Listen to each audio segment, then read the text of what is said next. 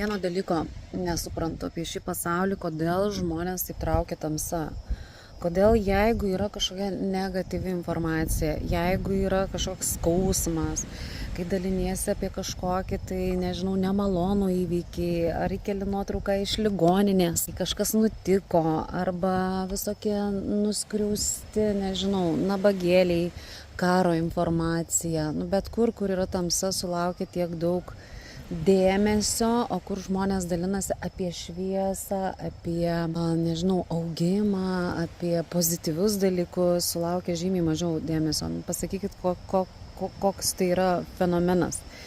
Ir aišku, tą fenomeną kiekvienas mes kuriame, kad tai nėra dėl to, kas, ta prasme, realiai kiti net ir dalinasi visą savo turinį per šitą prizmę dėl to, kad jisai sulaukia, kaip sakyt, feedbacko. Tai man įdomu, kuo jūs traukia tamsus turinys, nes iš esmės, kuo mes apsupam save, ką mes savo gyvenime skaitom, ką vartojam, ką valgom, mes tuo ir tampam. Tai iš esmės, jeigu mes vartojam tamsų turinį, tai mes ir tampam tą tamsą. Tai man smalsu, kokia jūsų motyvacija šitų klausimų yra.